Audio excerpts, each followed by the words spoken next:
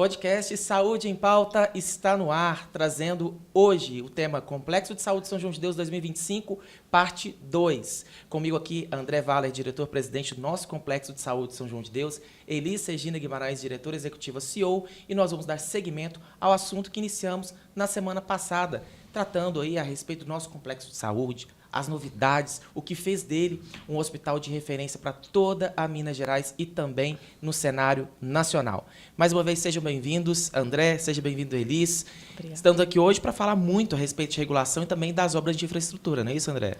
Olá a todos, olá Elis, Rubens, telespectadores. É um prazer estar aqui novamente, obrigado por reforçar esse convite para a gente estar aqui. Sim, vamos falar bastante hoje sobre São João de Deus novamente. Isso aí, Elis, muito obrigado. Voltando de férias e já pegamos aqui você no podcast para a gente poder falar do São João de Deus que completou aí 57 anos de existência. A gente não poderia deixar de estar aqui nesse momento justamente devido ao aniversário da cidade, 1º de junho, bem como com o aniversário do São João de Deus, que faz 57 anos. É um momento em que realmente a gente tem que colocar o nosso agradecimento à cidade, porque graças à população, graças aí aos nossos políticos, graças à parceria com a prefeitura, que hoje o São João consegue se destacar. Então, eu gostaria primeiro de agradecer realmente aos nossos colaboradores. Foi dia 1º do trabalho. Eu não pude fazer esse vídeo porque realmente eu estava ausente. Mas agradecer todo esse trabalho aos médicos, aos nossos trabalhadores, que se hoje nós estamos aqui falando do Complexo de Saúde São João de Deus, é graças ao trabalho e ao empenho de todos eles. Obrigada e é uma honra trabalhar com vocês. Muito bem, dado aí todo o agradecimento para os nossos colaboradores que fazem do nosso Complexo de Saúde um dos melhores do Brasil, conforme nós falamos na semana anterior. Quero aqui destacar que o nosso podcast é participativo. Então, vocês que estão nos ouvindo, vocês que estão nos assistindo, vocês podem aí fazer um comentário, seja no Spotify, Apple Music, Deezer ou até mesmo no YouTube, que nós vamos lá sempre estar respondendo, tirando as dúvidas de vocês. E caso tenha algum elogio também, alguma consideração, fiquem à vontade. Vocês aqui também são ouvidos, tá bom? E antes de começarmos aqui o nosso bate-papo, queria agradecer mais uma vez a Cafeteria Café Preto, sempre patrocinando aqui os nossos cafés, né, junto aos médicos, todos os nossos convidados, né, no geral, que vem aqui sempre deliciando de todas as delícias, todos os quitutes preparados pelo Café Preto. Então, convido vocês a seguirem @Café Preto, Cafeteria Café Preto. Fica localizado ali na rua Rio de Janeiro, 1058, na esquina da rua Maranhão, tá bom? Então, no coração de Divinópolis, Cafeteria Café Preto, hoje patrocinando novamente o nosso podcast. Bom, na semana passada, André e Elis, nós falamos muito a respeito sobre o nosso complexo de saúde, mas tem um assunto que é muito importante a gente deixar claro para a sociedade, que é com relação à questão da regulação de leitos, né? E você disse na nossa primeira etapa, né, na nossa primeira fase da entrevista, que é um legado que o complexo de saúde deixa para toda a região. Queria que você explicasse como que deu esse processo, né, de se criar essa central de regulação também interna, né? Nós temos hoje o NIR, que é o Núcleo Interno de Regulação do Hospital, e o que isso beneficia para a sociedade? Bom, Rubens, é lógico que tem uma população bastante adoecida e tem uma população que também precisa de procedimentos seletivos. Quem é o hospital para poder escolher quem é que vai acessar primeiro ou depois as nossas dependências? Temos recursos finitos, temos 400 leitos, temos 2.000 colaboradores, 400 médicos. Então, não seríamos nós, do Complexo de Saúde São João de Deus, a escolher qual paciente do 1,3 milhão de habitantes que temos na nossa macro-oeste, em Minas Gerais, né, a acessar esse hospital. Então, princípio de conversa. Temos que entender que a saúde ela é extremamente cara. Ela não tem preço, mas ela tem custo. Então, nós temos várias legislações, inclusive o artigo 196 na Constituição Federal, que fala como é realmente que funciona o SUS. Então, nós temos alguns princípios básicos que têm que ser respeitados. Além disso, nós temos uma estrutura, e que quem desenhou foi um mineiro, que eu tenho muito orgulho dele, que é o professor Eugênio Vilaça. Eu o conheci e realmente faz parte dos meus seletos contatos no meu telefone, eu tenho muita honra de ter como mestre. em que ele fala justamente da viabilidade da saúde. E a saúde ela é viável a partir do momento que você tem que ter acesso, conforme prevê a legislação, mas você tem que ter custo. Então, não adianta, por exemplo, ter um hospital que é igual ao São João de Deus, que tem cerca de 25, 26 milhões de custo em cada cidade. Muitas vezes, esse custo ele é maior do que a receita de alguns municípios. Então, a saúde ela é feita com macros. Em Minas Gerais, esse modelo foi adotado em outros estados também. Então, nós temos a Macroeste, polo de macro da Macroeste, Divinópolis. Então, esse hospital de alta complexidade, com mais de 26 especialidades de alta complexidade, no total são 82. Você já pensou você ter médico, você ter técnico de enfermagem, você ter enfermeiro, você ter fono, para hospitais desse tamanho em cada cidade? Então, as cidades, nós dividimos os níveis dos hospitais, nível 4, nível 3, nível 2, nível 1. Então, nós somos um hospital nível 1, que é o maior, e os outros, e nós temos, por exemplo, só de porta de entrada, 14 especialidades médicas, na sala vermelha e no pronto atendimento. Uhum. Então, os outros municípios têm hospitais um pouco menores, que vão resolvendo aquilo que é da competência daquele município. Tem uma competência que não é resolvida, vai para um hospital de maior complexidade. Esse de maior complexidade não resolve, vai para o outro que é de maior complexidade. São João de Deus, que é o de maior complexidade e não resolve, tem que ir para Belo Horizonte. Então, são poucas coisas que vão para Belo Horizonte, transplante, por exemplo, alguns procedimentos que não são cobertos pelo SUS, mas se resolve dessa forma. Então, Rubens, é o seguinte, 1,3 milhão de pessoas. Nós temos 35 hospitais na rede de urgência e emergência. Tá certo? O que é essa rede de urgência e emergência? É o SAMU. Então, o SAMU ele vai pegar os pacientes que tiveram acidentes, que passaram mal em casa, e vão levar para uma porta conforme a competência dela. Muitas vezes, ele leva até para a UPA, que é para fazer um raio-x, que é para fazer um acompanhamento, para fazer um exame de laboratório, levou para a UPA. Pode levar para o São João de Deus direto? Pode. É um acidente, é um AVC e assim por diante. Vem para nós diretamente. Tá? Mas pode ir para a Formiga, pode ir, porque tudo isso faz parte dessa macro da rede de urgência e emergência. Então, ele pode levar para Oliveira, para Campo Belo, para Luz, e assim sucessivamente. Tá? Então, o SAMU, conforme a rede, ele tem que se deslocar no máximo 200 quilômetros do entorno onde ele está, e ele vai levando esses pacientes. Ok. Aí, dentro da urgência e emergência, nós ainda temos o que nós chamamos de SUS Fácil. O SUS Fácil ele é feito por centrais, onde ficam médicos, ficam enfermeiros, e eles vão olhando os laudos dos pacientes que estão ou em hospitais menores, de porte 2, 3 e 4, por exemplo, e vão olhando também as UPAs. E vão vendo o seguinte, olha, o João ele está mais grave que a Maria, mas tem a Maria que está mais grave do que o outro, que é o José, do que, vamos lá, André. E aí, eles vão encaminhando esses laudos que são detalhados, fala das comorbidades, fala dos exames que foram feitos, para essas portas.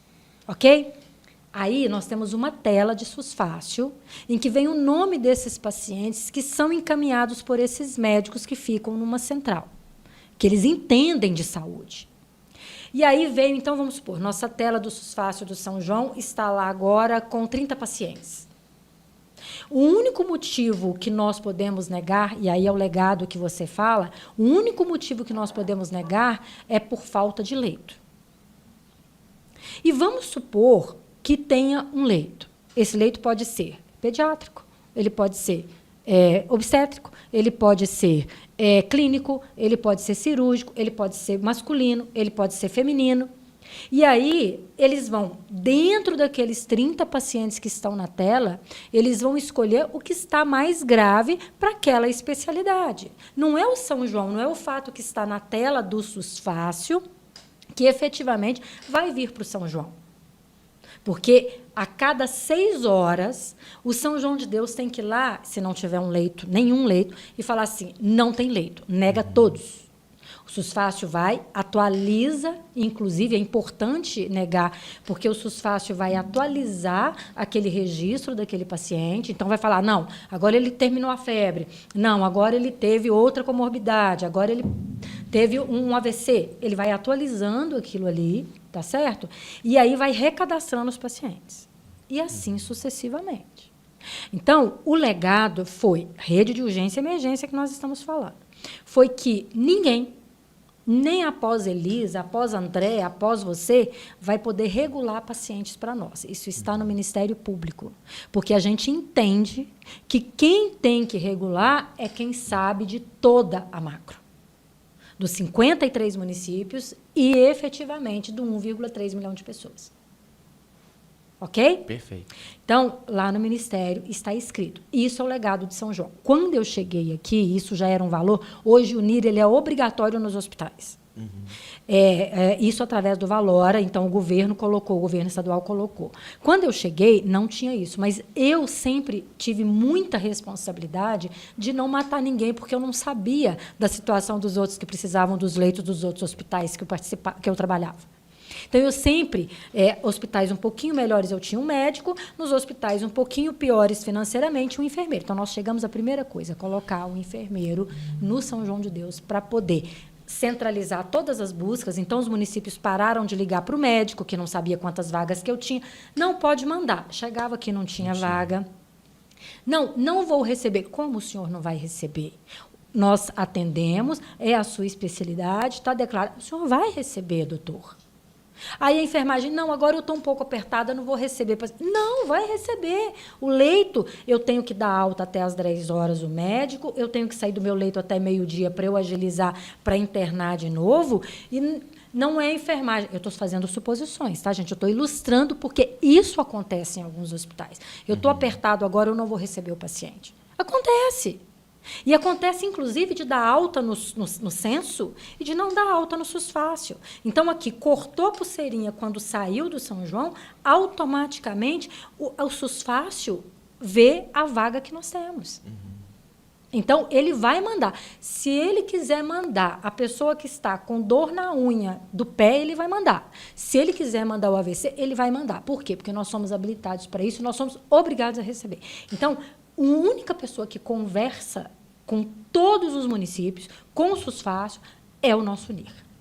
Então, isso assegura que a população tenha um acesso correto e direto. Ah, mas eu estou aqui em Divinópolis, eu trabalho, como é que eu vou fazer? Estão me mandando lá para Campo Belo. É a rede. Sim. É através disso que o SUS vai se sustentar, porque eu não consigo ter um hospital João 23 em Divinópolis. A gente até já perguntou, porque é tanta urgência que nós atendemos mais de 70% de urgência. Urgências. É tanta urgência. Gente, vamos virar um João 23 e largas eletivas? Nós já fizemos Sim. essa proposta. Já teve essa proposta? Já teve. Mas nós temos aí a alta complexidade, que a gente tem que fazer os eletivos mesmo. Sim. Então, nós falamos do SAMU, que leva para a sala vermelha, faz a estabilização. São 6 camas. Nós temos 4 para o SUS e 2 para a saúde suplementar. Normalmente, às vezes, a gente fica com 14 pacientes. Então, por que vocês não aumentam a cama do SAMU, da sala vermelha? Porque não é cama que se resolve. O que se resolve efetivamente o paciente é o leito. Ele tem que chegar, estabilizar e subir. Só que a macro não tem leito suficiente. Então, agora nós vamos ter o hospital regional que vai nos ajudar a estar recebendo esses pacientes. Eu podia ter uma cama na sala vermelha. Se eu desse vazão imediatamente, não precisava de mais. Então, cheguei na sala vermelha, o paciente é do São João. Não significa isso. Estabilizamos, porque a sala vermelha é um CTI. Sim. Quem fica muito apavorado de estar na sala vermelha, não se preocupa, que ali são médicos extremamente especializados, enfermagem especializada, todos os exames de alta complexidade à disposição, de baixa complexidade à disposição, e é um CTI. A pessoa está no CTI, mas não é para o São João. É um paciente, por exemplo, clínico. Entre um que nós fazemos, por exemplo, vamos supor, cirurgia pediátrica. Nós somos o único que fazemos para o SUS. Eu vou priorizar um paciente, uma criança clínica ou a cirurgia pediátrica, que só nós conseguimos fazer. A criança clínica, outras portas conseguem atender. Estabilizou a criança, ela tem que ser transformada. A gente entende que é difícil para a população se deslocar. Quando adoece uma pessoa da família, adoece toda a casa. Mas é assim que se sustenta. Nós temos o melhor sistema de saúde do mundo, porque damos acesso a todos, mas o acesso tem um preço. Sim. né? Ele precisa de uma regulação. Precisa de uma regulação. Então, falamos do SAMU, falamos do sulfácio, tá certo? Que é a segunda prioridade nas urgências ali. Importante o que está escrito. Porta aberta, oncologia. Os nossos pacientes que estão em tratamento não tem que ir para a UPA, não tem que ir para outro hospital. Bate na nossa porta.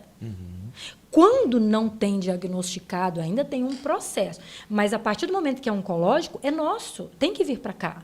Ah, mas eu quebrei a perna. Não, se quebrou devido a um câncer, por exemplo, de osso, ok, foi em decorrência disso. Mas eu tenho o câncer, mas eu caí e machuquei a cabeça. Isso não é para nós, não é oncologia. Aí vai para a UPA. É assim que funciona, não é o São João que inventou isso. É assim que funciona. Da mesma forma, a porta aberta para nefrologia. Quem faz tratamento de nefrologia, de hemodiálise, também tem porta aberta. Mas se cair e machucar a cabeça, é UPA. A gente queria atender, mas não dá. Aí, se eu cair e cortei a cabeça, eu estou furando a fila de quem é mais grave do que teve um acidente e que precisa vir para cá. Então, é essa sistemática. Obstetrícia, porta aberta, tá? Principalmente para a nossa micro, tanto parto de alto risco quanto de risco habitual. Então, é porta aberta também, ok? Então, essas são as grandes portas abertas. Passou mal, vem para cá. Ah, chegou na porta, vai deixar morrer? Não, nós vamos dar a primeira assistência, sim. Se for um caso, a gente vai conversar com o SUSFácio que regula os leitos. O SUSFácio vai virar e falar assim, não, pode ficar aí. Não, o caso é lá para... Eu estou dando só o Campo Belo. Um abraço aí para o meu amigo Tiel, que eu estou sempre dando exemplo dele. Então, vai para Campo Belo. Entendeu? Então, é assim que funciona. E, por fim, nós temos o terceiro modelo de paciente, digamos assim, que seriam as eletivas.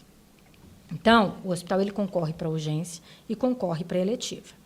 Estamos em fase de urgência. As eletivas vão criando uma bolha.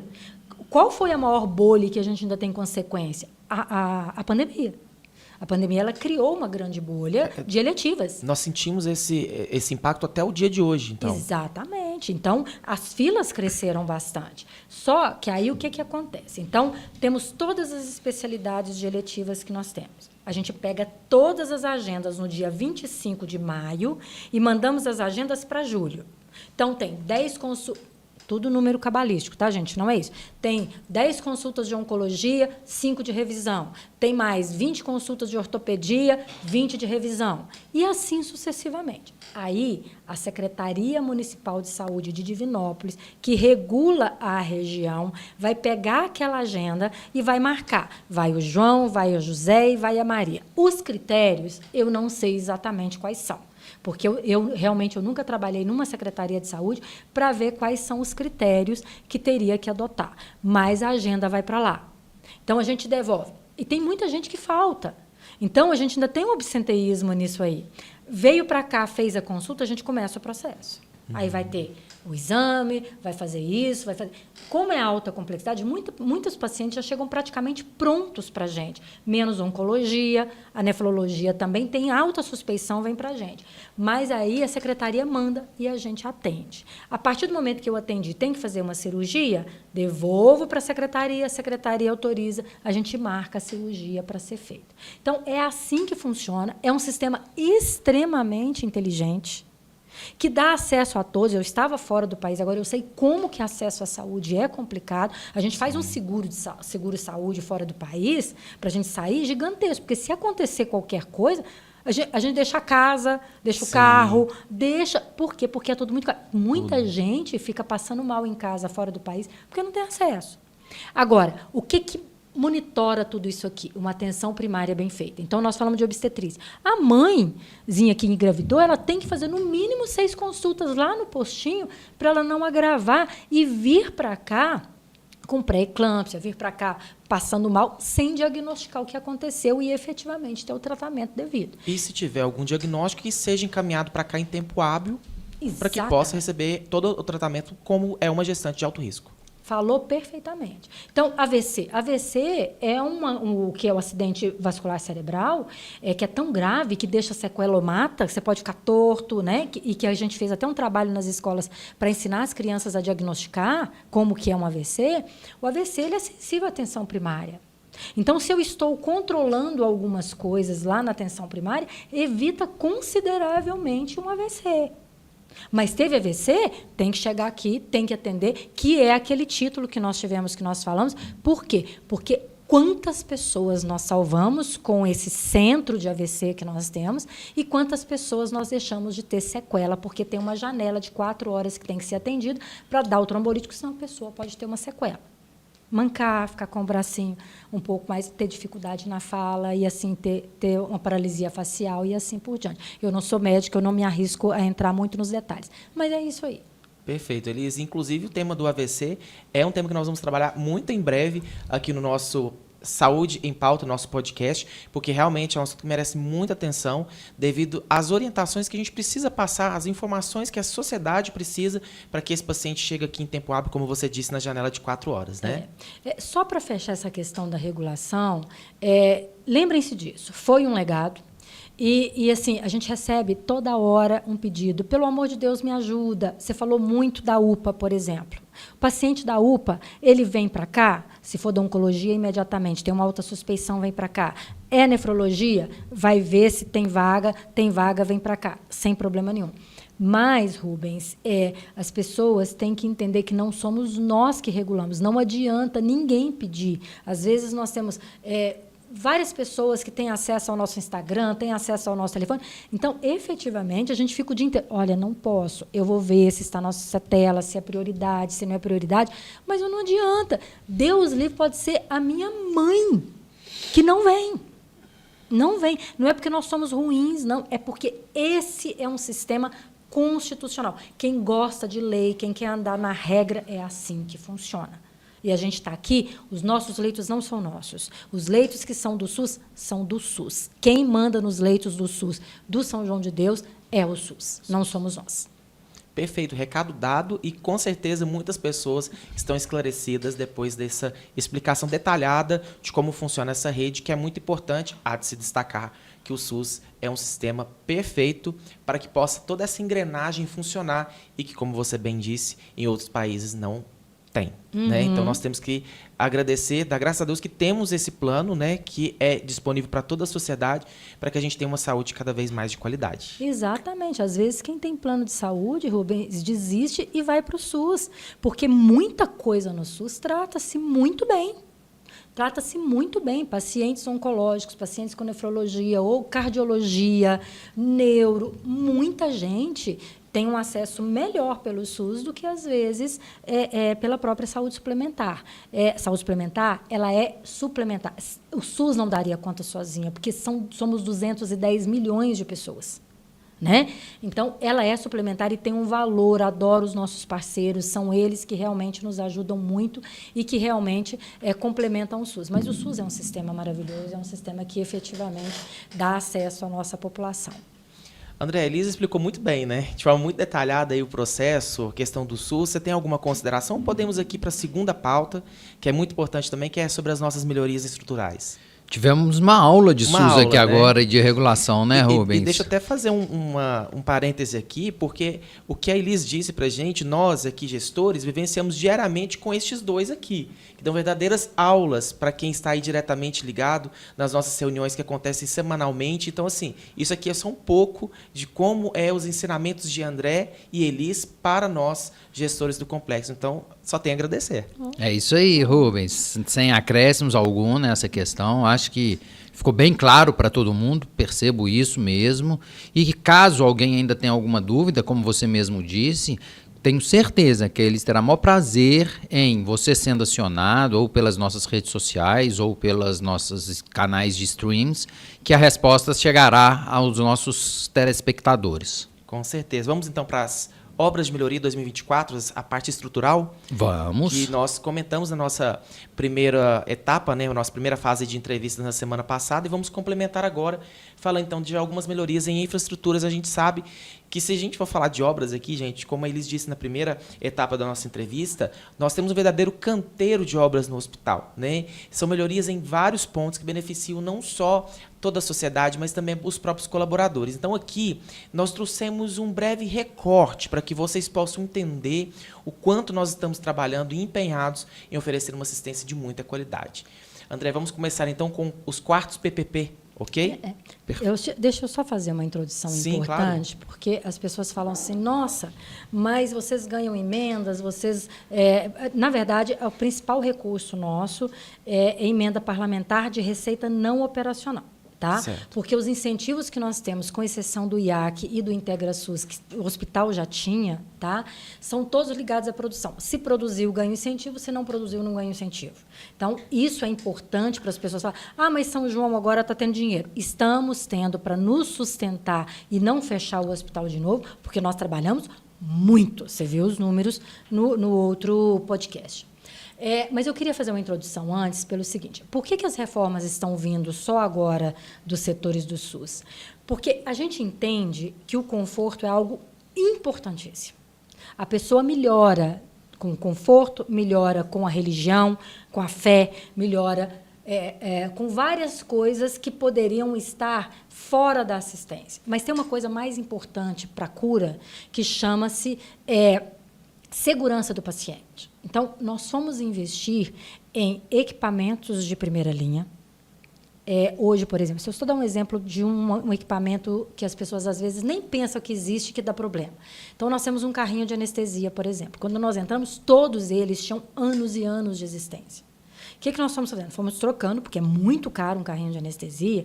Por quê? Porque se eu não tenho um carrinho de anestesia que calibra a quantidade de medicamento de anestésico, eu posso anestesiar ou um paciente de menos, ou eu posso anestesiar um paciente de mais. Ficar muito mais tempo do que o necessário. Faz mal para o paciente? Além de fazer mal para o paciente, ele fica ocupando mais tempo na recuperação pós-anestésica e ainda me evita fazer outra cirurgia.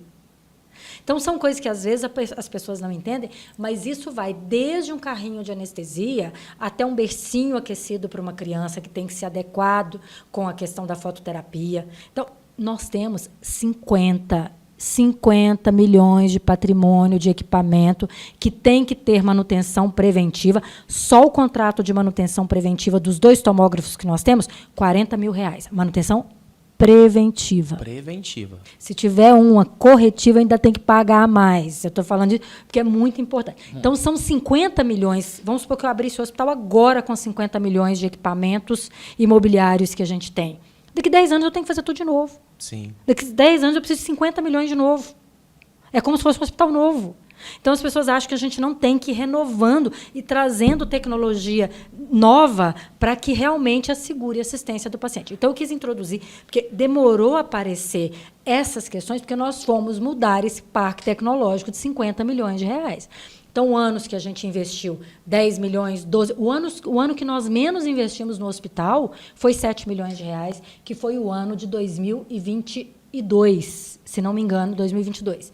Então, foi o ano que nós mesmos investimos. Se for somar todos os nossos investimentos no hospital até hoje, tirando essas obras que nós estamos fazendo, dá mais de 70 milhões de reais. E você falando em questão de segurança, tem também a parte daquelas coisas que não são visíveis aos olhos, como também a gente pode falar da fiação elétrica aqui da instituição, né? Que foi um investimento grandioso, faz parte da questão do AVCB. Se você quiser comentar agora, ou então o André complementa. Eu vou deixar o André complementar, porque realmente foi um projeto de quase 4 milhões de reais. Hoje a gente tem nosso AVCB.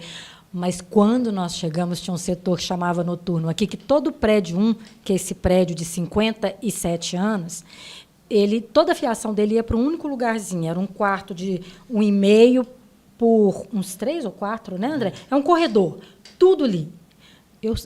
Eu vou falar, eu sou uma pessoa de muita fé. Nós seguramos não ter incêndio no São João de Deus na fé. Na fé. Hoje, não. Hoje, graças a Deus, cada ala isolado, mas foi na fé que a gente não pegou fogo esse hospital. E isso faz parte do AVCB.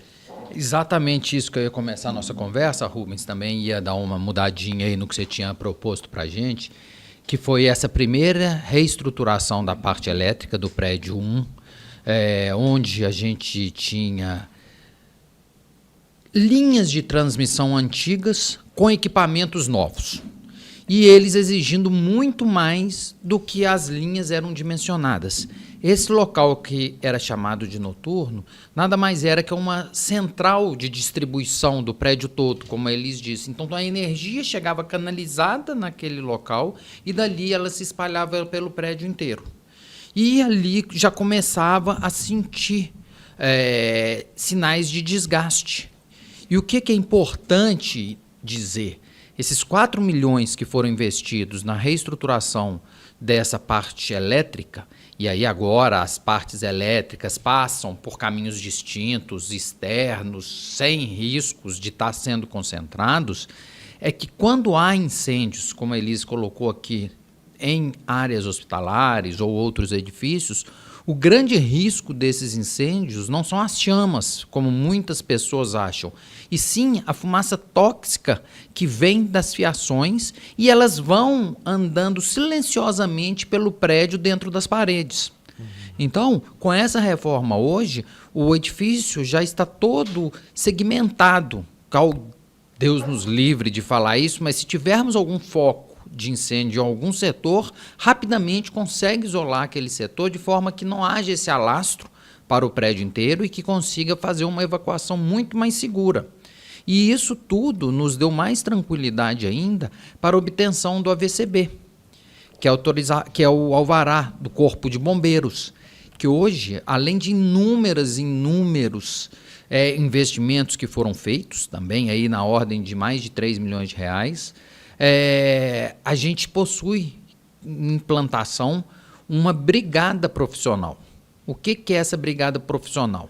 Hoje a gente tem a brigada institucional, que são treinamentos feitos pelo Corpo de Bombeiro, que vem aqui, treinam líderes colaboradores que multiplicam esse conhecimento e, em caso de alguma necessidade, eles atuam na evacuação do edifício.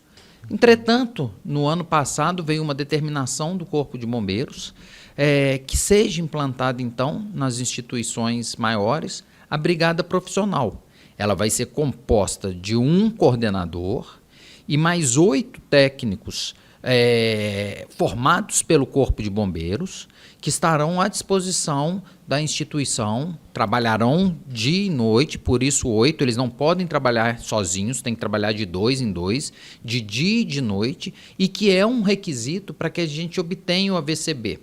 Então, além de todos esses investimentos que foram feitos, que agora a gente chega na fase final, tivemos construção de escadas de incêndio, quem anda pelo hospital percebeu, internas ou externas, principalmente as externas, são essas estruturas metálicas que a gente observou, que são realmente muito caras, um investimento bastante elevado, diversos hidrantes espalhados pela instituição que precisaram ser feitas novas tubulações.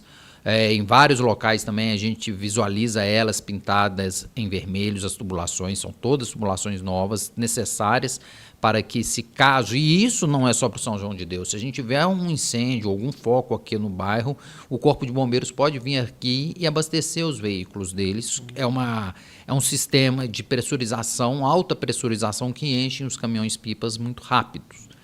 E, aliado a isso também, os treinamentos de equipe. Alarme de incêndio, que foram colocadas as nossas centrais.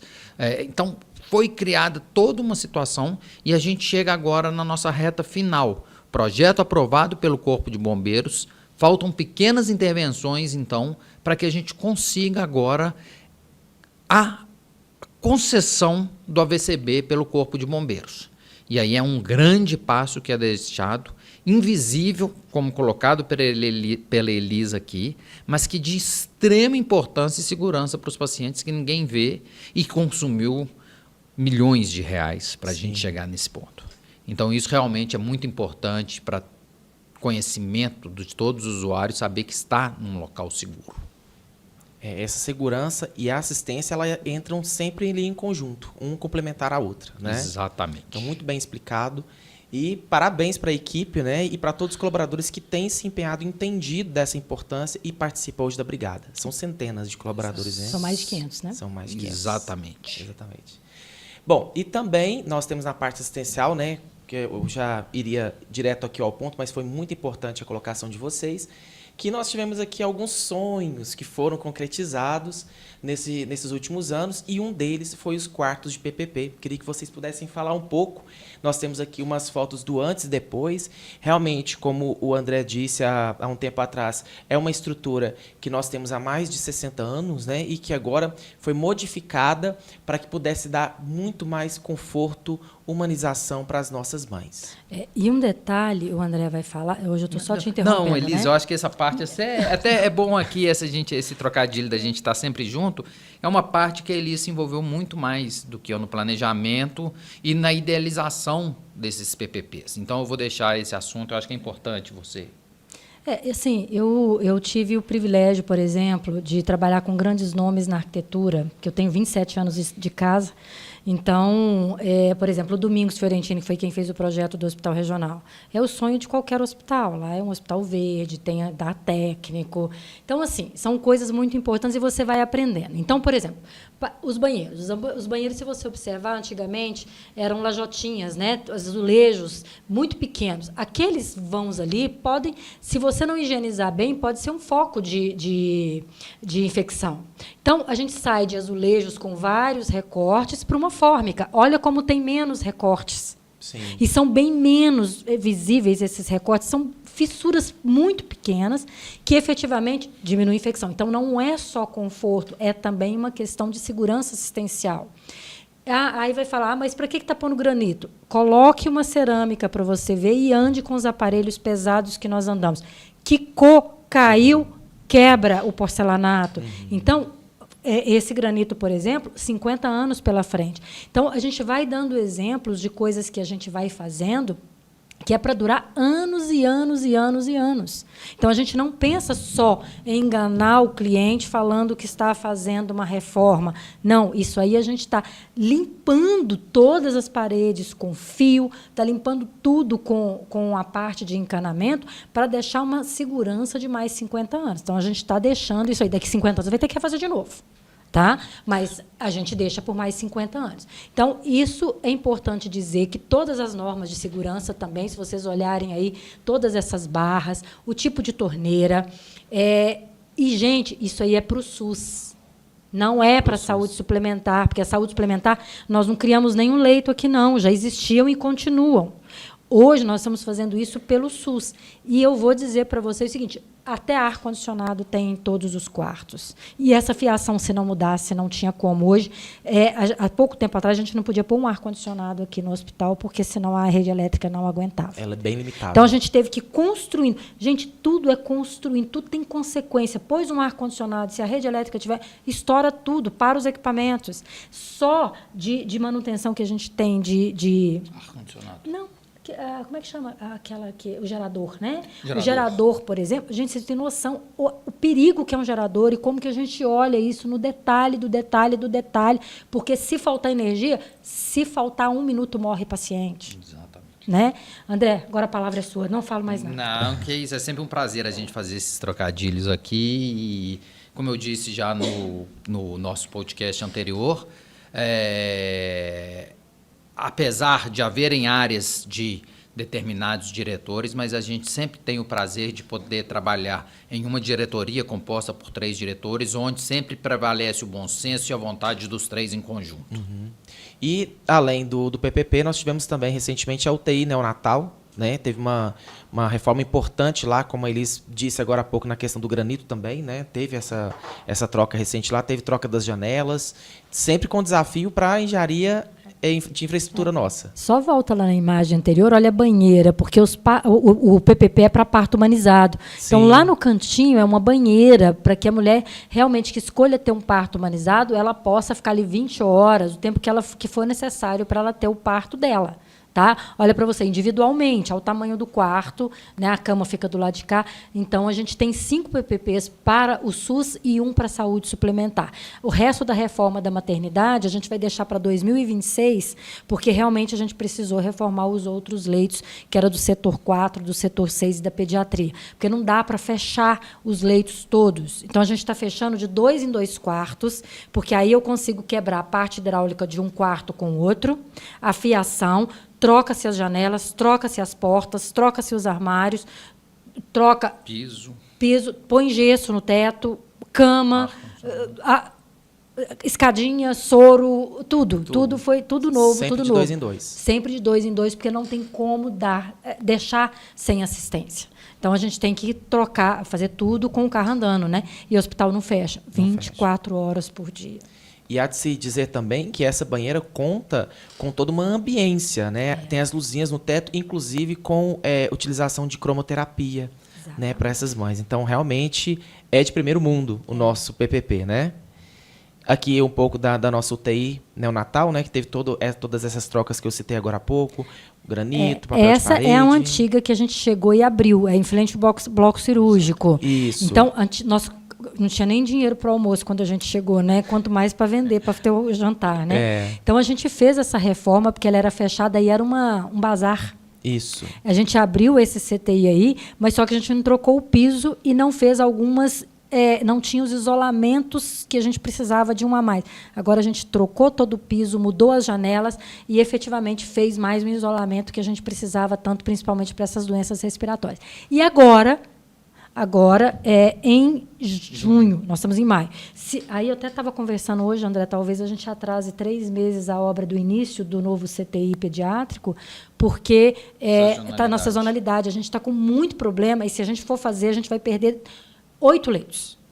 Sim. Então, a gente está negociando para ver se a gente começa em setembro, porque um dos CTIs Neoped, eles são dentro da pediatria. Esse CTI, então, a gente vai isolar a pediatria lá na frente, vai construir um CTI do zero. Onde a CTI vai virar leito depois, vai virar brinquedoteca, vai virar um espaço para as mães, e aí a gente atende a legislação da pediatria como um todo. Então, né? muito em breve estaremos aqui falando desse novo espaço. Exatamente, um novo CTI novinho. Ele não são novos leitos. Sim. São leitos... O são espaço leitos projetados. Exatamente, exato. Agora, tivemos ampliação de leitos na UTI adulto, né? E teve toda essa modernização. Queria que vocês falassem também um pouco sobre como foi esse processo. Bom, quando a atual gestão iniciou os trabalhos aqui, quando ele chegou, no prédio 2 do complexo de saúde, tinham 3 andares que não tinham sido terminadas a construção. Como vocês podem observar, são essas imagens aí ao lado esquerdo da nossa tela. Tinham vãos corridos, sem nada feito, inclusive, para falar a verdade, lotado de materiais antigos que foram desgastados pelo tempo, pelo mau acondicionamento em épocas idas.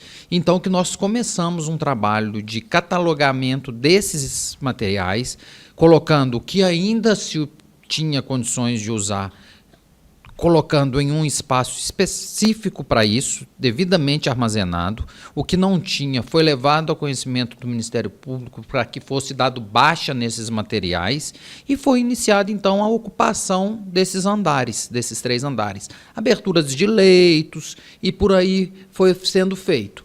E aí, esse ano passado, a gente ainda tinha um andar inteiro que não era ocupado. 2023, né? Nem ano passado, ano retrasado já. Quando então idealizou-se a necessidade de abertura de leitos de CTI, dada a demanda da região. E aí isso foi base de estudos de viabilidade. Iniciamos a abertura de 10 leitos, mas com toda a parte de apoio já sendo realizada nessa primeira etapa. E aí agora, então, em 2024, iniciamos a obra e entrega de mais 20 leitos de CTI, sendo que esses leitos também foram entregues para o SUS. Então, não é porque é o prédio 2 que atende só saúde suplementar. Estamos igualando ambos os prédios em estrutura, mas o nosso CTI é o mesmo CTI para quem é atendido pelo SUS, como pela saúde suplementar ou de forma particular.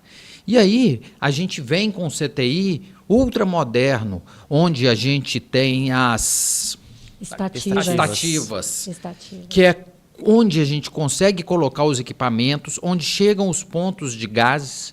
E essas estativas têm uma grande vantagem que ele sempre colocou para a gente, é que rapidamente pode-se um leito de CTI se transformar em 2. Ele permite a duplicação.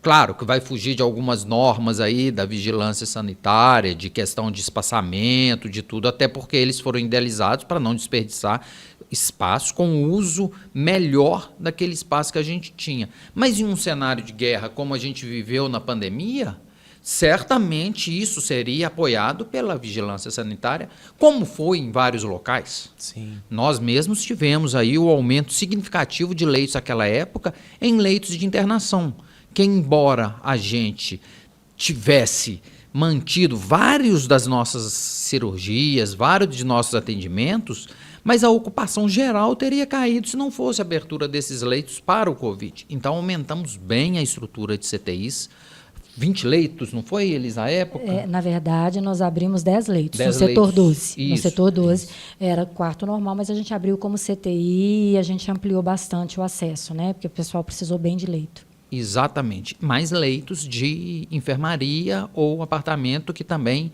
foram abertos exclusivos à época para o Covid. Então, a gente enxerga, sim, essa tecnologia aliada a uma possível necessidade. Queremos não utilizá-la, mas se for utilizado, que esteja ali.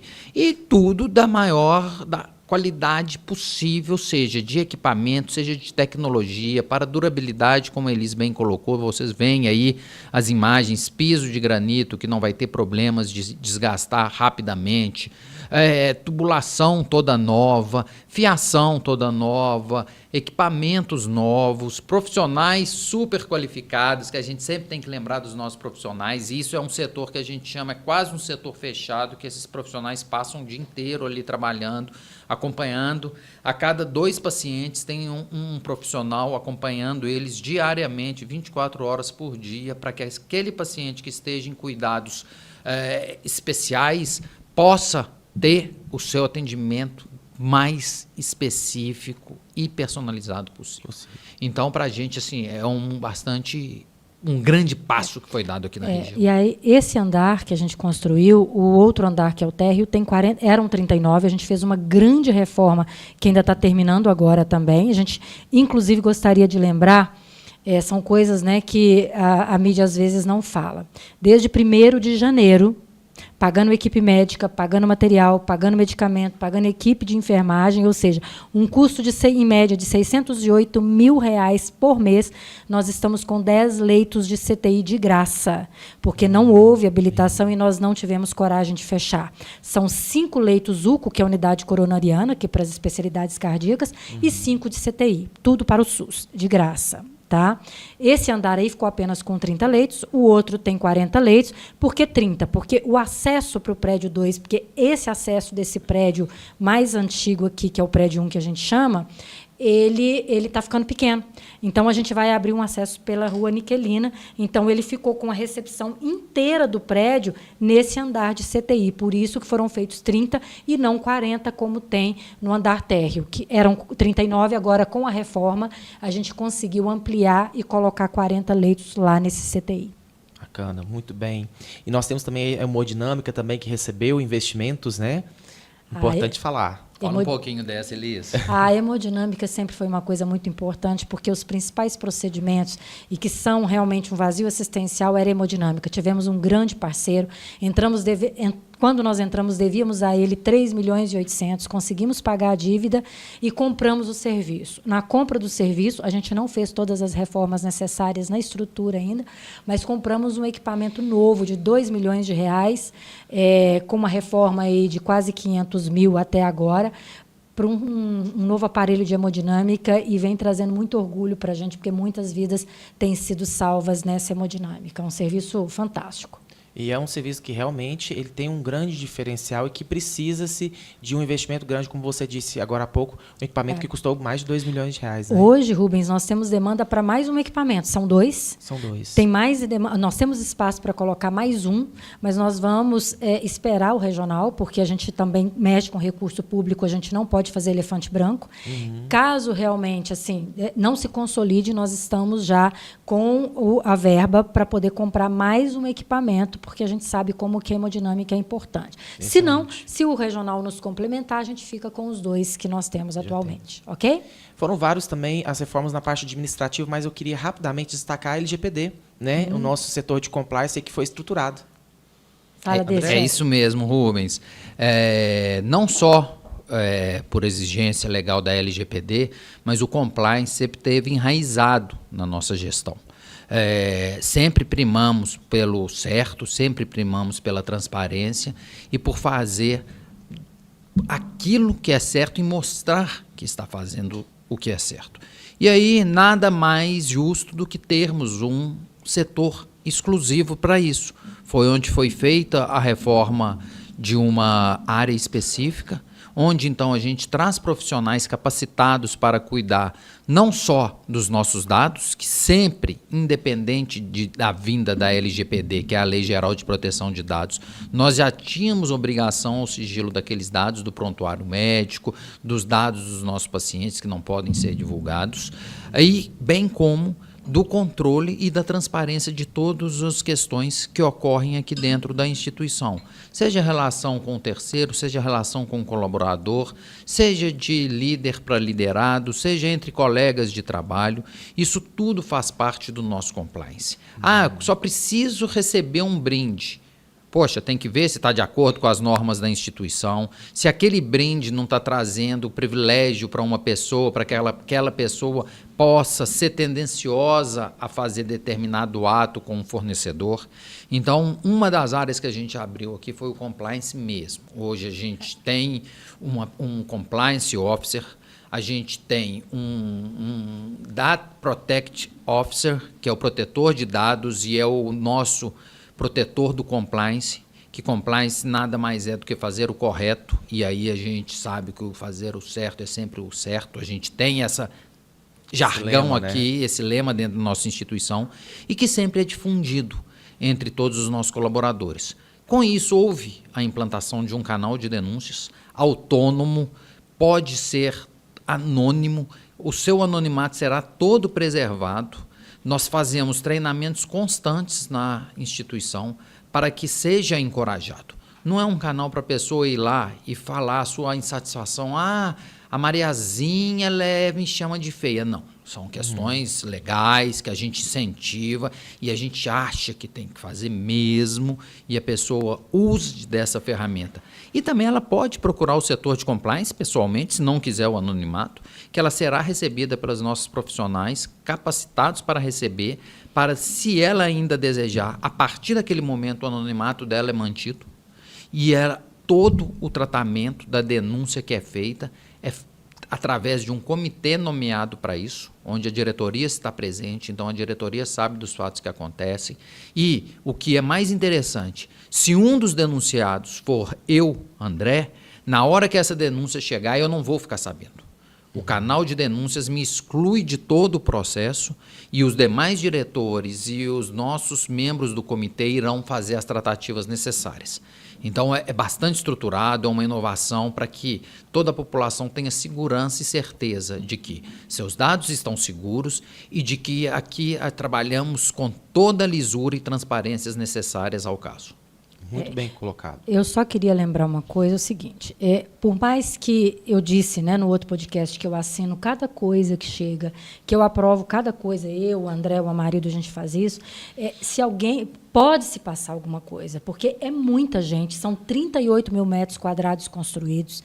Então, a gente trabalha muito aqui essa questão da ética, a questão da moral e tudo mais. Mas, se alguém ficar sabendo de qualquer coisa, denuncie. Denuncie, porque isso vai ser importante para a nossa gestão, para trazer transparência, para trazer investigação. Então, este canal ele não é só interno, não. Se você... Tô sabendo que uma pessoa está fazendo isso de errado, recebendo alguma coisa de fornecedor, sei lá o que é, denuncie. Denuncie, porque isso vai nos ajudar na gestão e a cuidar melhor do patrimônio público. Ok? Perfeito, muito bem colocado, Elis. Realmente, o complexo de saúde ele tem como um de seus valores a questão da transparência, e isso está na nossa raiz, como você bem disse no início da fala, né, da LGPD. É isso aí, Rubens. Foram várias as melhorias estruturais, nós citamos aqui alguns, e realmente nosso tempo aqui já está chegando ao fim. Temos muitas coisas aqui para falar a respeito de investimentos que foram previstos em obras, né, para 2025. E temos aqui rapidamente, né, setor 4, Temos a reforma dos quartos, das áreas de apoio, corredores, a Setor 4, pediatria. ele é um setor SUS de cirúrgico, Isso. ok? Então, é um setor SUS cirúrgico e que realmente aí ele teve um investimento de R$3.200.000. Pediatria, primeira etapa, né? Primeira etapa importante desse investimento, 1,5 milhão da Lohane, que ela nos ajudou com essa pediatria aí. A pediatria vai ser em 3 etapas. A segunda etapa seria a construção desse novo CTI, tá? E depois o CTI volta a ser leito também em outras áreas de apoio. O valor total da pediatria, ela deve chegar a uns R$7 milhões. Depois de todas Tudo as pronto, etapas concluídas, exatamente. né? Quarta e última etapa, o André comentou a respeito da questão do combate a incêndio, né, para a obtenção do AVCB. Elevadores do prédio 2, né, a nossa intenção aí é trazer com que uma parte da recepção fique no prédio novo, né, no prédio 2, não é isso? E mesmo porque, com ampliação de leitos, 2 elevadores era muito pouco. Então, Sim. agora, no mês de julho, nós entregamos mais 2 elevadores. Então, precisa desse acesso também. Então, tem os fossos e aí a gente está trazendo agora os elevadores. A parte do noturno, que é a quarta e última etapa, né, da obra de infraestrutura elétrica, vocês comentaram aqui mais cedo, mas tem mais uma previsão aí de recursos investidos para essa parte. A pediatria, segunda etapa, né, que é a UTIM, nós falamos aqui. Nefrologia também é um ponto importante, se destacar a nefrologia, né, Elise? Esse, principalmente. A gente ficou realmente aguardando a aprovação do projeto, mas chegou um ponto que, efetivamente, nós não conseguimos segurar mais. Então, nós estamos fazendo um paliativo, o André pode falar um pouquinho melhor sobre a nefrologia, porque realmente é muito arriscado, mas lembrando que isso durou mais de 20 anos. Né? A gente vai fazer esse acesso pela niquelina, para as ambulâncias, para os carros todos pela niquelina. Então, vai ter esse corredor. Me surpreendeu muito todo esse acesso por lá, mas tem que continuar ali a nefrologia por causa da osmose. A osmose ela fica ali para o lado do estacionamento ali de colaboradores. E aí, André, você quer falar um pouquinho da contingência rapidamente? Claro, Elias, é um prazer. Na verdade, até a gente conseguir iniciar as obras e finalizá-las para que os pacientes possam aí chegar sem o transtorno que hoje, como eles disse, coloca, tem mais de 20 anos, onde a gente tem uma via estreita e muitos carros sobem e acabam encontrando de frente, e aquela dificuldade de manobra. Nós vamos começar aí com um plano de contingência, onde apenas pacientes com dificuldade de locomoção terão acesso de carro à portaria da nefrologia. E ela será controlada no início da rampa por meio de uma cancela com um colaborador orientado a ver quem tem necessidade de subir ou não. E os demais pacientes, existem 2 escadas de acesso ao lado da passarela que liga a nefrologia ao prédio hospitalar propriamente dito, que esses pacientes serão orientados a fazer uso dessas escadas para chegarem ao seu tratamento nefrológico. Poderá o paciente ainda, assim desejando, adentrar ao hospital pelo pronto atendimento, se ele tiver limitação de locomoção por meio de cadeiras de roda ou mesmo outra forma que seja necessário, pelas rampas que saem ali do pronto atendimento e da mesma forma, sai na passarela que liga a nefrologia ao hospital. Então, em breve, nós iremos trazer as informações a todos os usuários, será bastante divulgado, serão feitas várias contingências de comunicação para que isso flua de uma forma menos incômoda para aqueles que utilizam.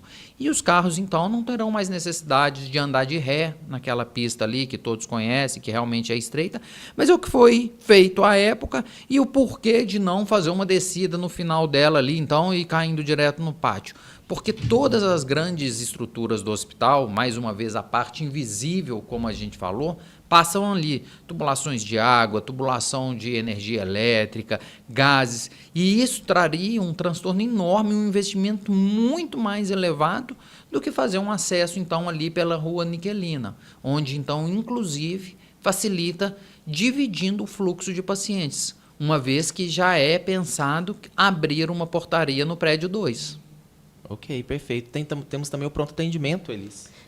Pronto atendimento nós temos que ampliar. Nós refizemos o pronto atendimento quando nós chegamos, tivemos que diminuir por causa da sala vermelha.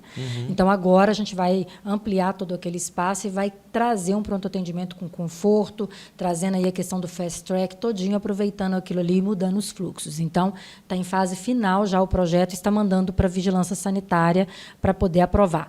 Vai ficar de complemento para o ano de 2026, porque não dá para mexer nos dois, logo acima, que é o ambulatório. O ambulatório nosso ainda é muito precário, que são as consultas e tudo mais, mas para o ano de 2026 ele também está previsto. Nós também não mexemos para a gente entender um pouco mais as políticas públicas que têm mudado, onde muitas vezes as consultas estão sendo feitas por nós. Então, se a gente tivesse feito reforma, a gente tinha perdido dinheiro. E agora, com essas mudanças aí de consultas e retornos, a gente precisa efetivamente de um ambulatório um pouco mais denso. É o que a gente vai fazer em 2026. Reface já tem um espaço, a intenção é ampliar esse serviço, né? Fizemos provisório, porque a gente tinha que mudar um setor para liberar o setor para fazer o Reface. Ele tem que ser com acesso separado, porque as crianças ficam 18 anos em tratamento, às vezes. Então, agora nós liberamos o espaço, já está na fase final de cotação, né, André? Está na fase final de cotação, ele vai ali, chegando por trás, onde o Recursos Humanos, que vai ser o nosso Reface. E aí libera espaço lá em cima para a gente ter um outro projeto que depois a gente conta, que a gente vai fazer em frente ao bloco cirúrgico ali. Perfeito. E setor 6 vai ter uma reforma parecida com o setor 4, uma vez que tem uma estrutura bem parecida, né? É igual, né? Ele é leito clínico. Então, a gente vai fazer esse setor 6 ainda esse ano. Se Deus quiser, começa em julho. Hoje eu discuti mês que vem. Não, junho, mês que vem. Nós estamos em junho esse já, né? Tá terminar o 4 para poder interditar os leitos do 6. Como houve algumas surpresas durante a obra do setor 4, houve um atraso, então ele adia 30 dias para o início das atividades no setor 6.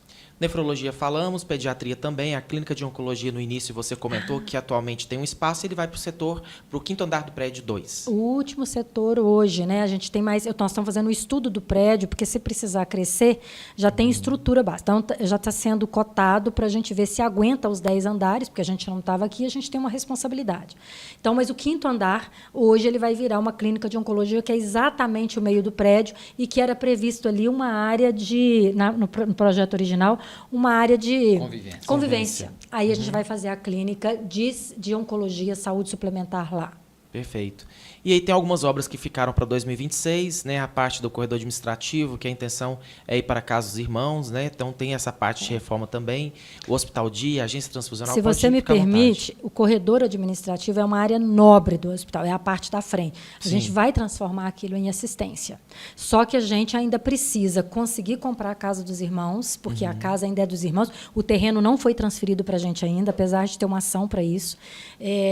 Aquele terreno de 41 mil metros quadrados vai ter um recorte de 2 mil metros, 2 mil metros. 39 mil vai vir para a gente e a gente quer comprar a casa porque vai a administração para lá e a gente pode trazer mais assistência. É por isso que vai haver essa questão do corredor administrativo. Certo. E aí vem também a agência transfusional, o Hospital Dia, a terceira etapa da nefrologia, a continuidade da reforma do setor 2, o setor 7, que é o ambulatório que você citou agora há pouco, né? Setor 2 é setor SUS e saúde suplementar. Tem parte dos leitos reformados, que é de um lado a maternidade, do outro a gente vai fazer mais leitos de isolamento, com toda a adequação e assim por diante. Então, setor 2 também SUS.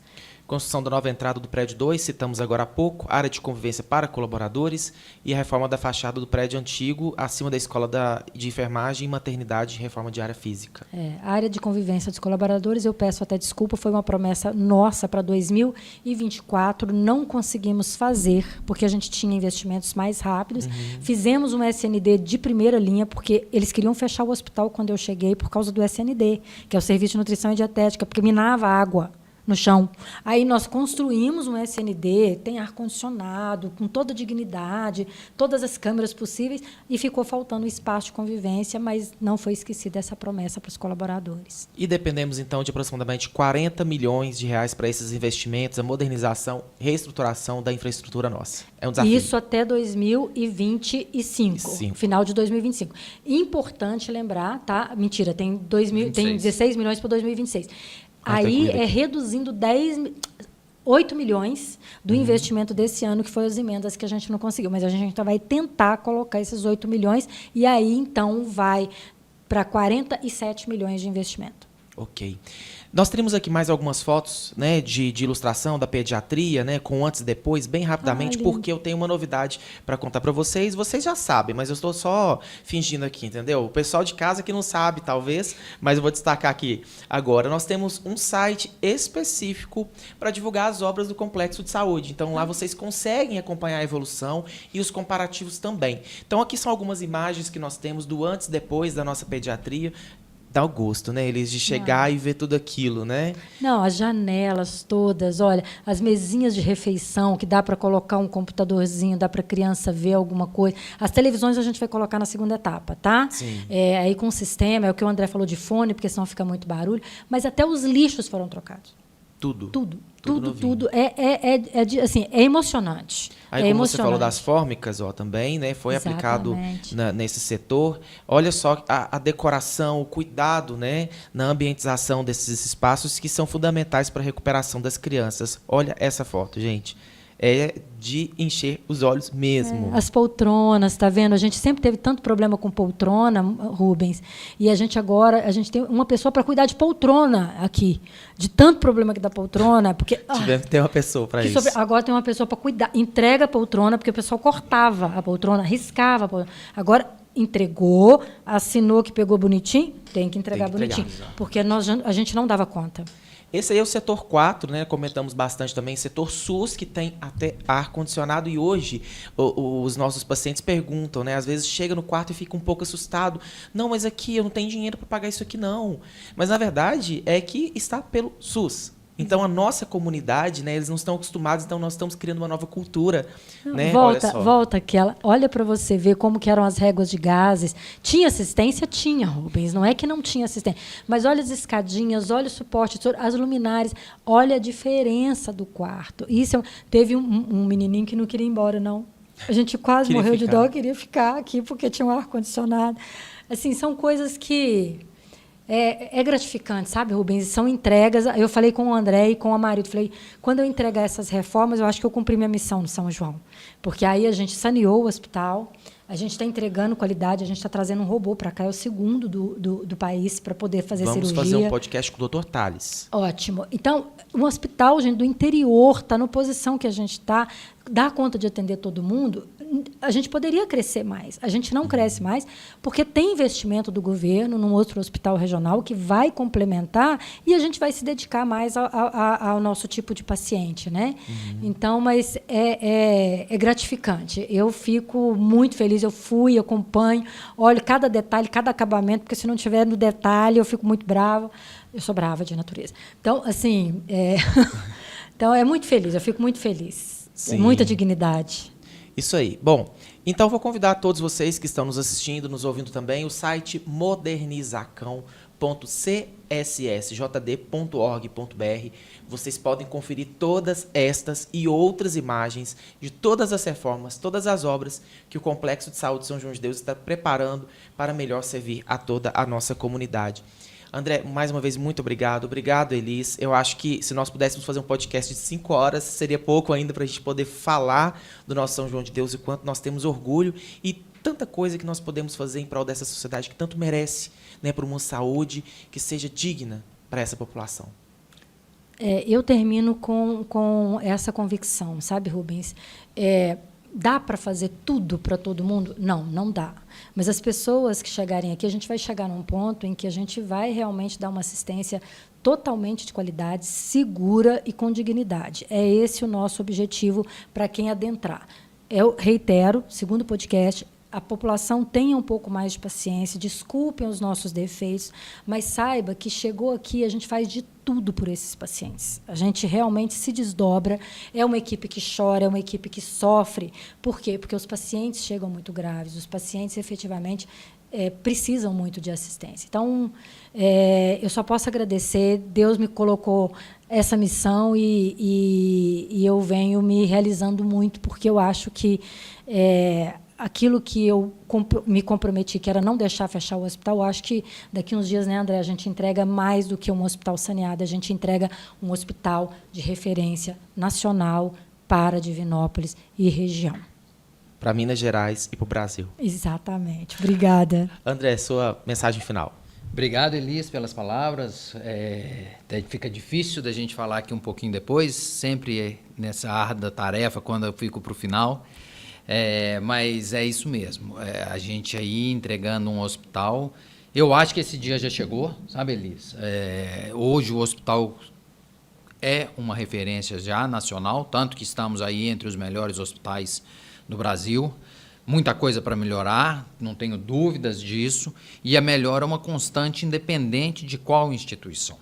Essa semana mesmo, através de um grupo de WhatsApp, Elis participa, eu vi que ela comentou, nós vimos 2 grandes hospitais serem reconhecidos como hospitais de excelência, era um sonho para eles.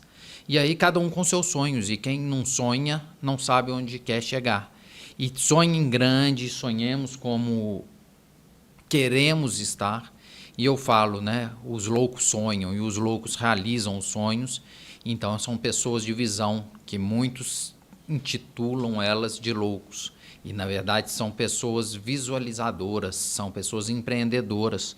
Como Divinópolis teve a oportunidade de ter a Elis na gestão, de ter toda a equipe gestora que acredita no sonho e que faz acontecer.